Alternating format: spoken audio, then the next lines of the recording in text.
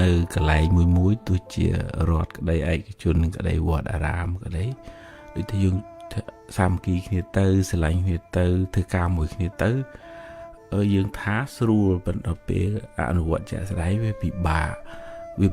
នឹងហៅមនុស្សឲ្យផ្សះផ្សារួបរួមផឹងផែងពីព្រោះវាត្រូវការមានធម៌ដែលជាទឹកអង្សាធ្វើឲ្យរស់នៅធ្វើការមួយគ្នាកើតដែលព្រះពុទ្ធលោកហៅថាសារនីយធម៌មាន6មួយមេត្តាកាយកម្មដូចថាការធ្វើការងារហ្នឹងក៏ប្រកបដោយមេត្តាដែរជួយគ្នាមិនយករួចទៅខ្លួនទេហើយមេត្តាវិច័យកម្មនិយាយពីរោះពិសាដាក់គ្នាទាំងចំពោះមុខទាំងកំបាំងមុខព្រះអង្គសម្ដែងយ៉ាងទៀតប៉ុន្តែយើងហងៃដូចទីជួយចិត្តនិយាយពីរោះនៅមុខខាងក្រោយនិយាយអក្រក់ដាក់គ្នាអញ្ចឹងទៅហើយអញ្ចឹងវាអត់អាចសាមគ្គីគ្នាទៅកើតទេវាត្រូវមានមុខតែមួយស្រឡាញ់គ្នាទាំងចំពោះមុខទាំងកំបាំងមុខ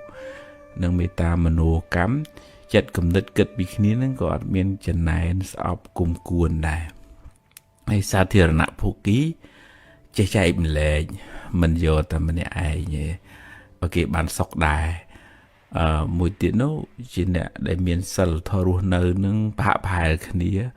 យើងរងថ្ងៃដូចថាមានក្រមសិលធម៌ការងារស្តង់ដារការអនុវត្តនឹងប្រហាក់ប្រហែលគ្នាបើខុសគ្នាបើពិបាករស់នៅមួយគ្នាមិនអាចសាមគ្គីជាមួយគ្នាហើយនឹងមួយទៀតទិដ្ឋិសាមញ្ញតាចិត្តគំនិតហ្នឹងក៏ប្រហាក់ប្រហែលគ្នាមិនមានអ្នកចង់តែឈ្នះចង់តែប្រកបប្រទៀងយកមកតែត្រូវខ្លួនឯងអញ្ចឹងវាតលថាសមាជិកក្នុងស្ថាប័នហ្នឹងរៀនមានចិត្តមេត្តារៀនចែករំលែករៀនរស់នៅប្រកបដោយសិលធម៌ហើយព្រះអង្គសម្ដែងទៅ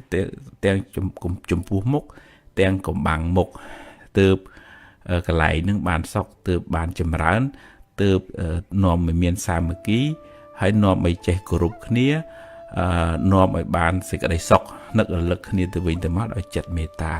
ហើយបើយើងគ្រាន់តែថាមករួបរวมគ្នាសាមគ្គីទេប៉ុន្តែយើងអត់មានធម៌នៅក្នុងខ្លួនរបស់សមាជិកនៅក្នុងនឹងអានឹងអត់អាចសាមគ្គីគ្នាទៅបានទេ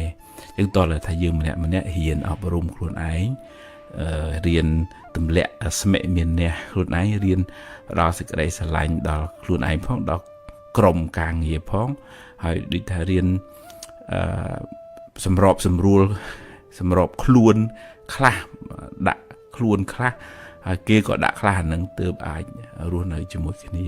បានសុខហើយធ្វើការងារជាមួយគ្នាទៅមុខបានចម្រើន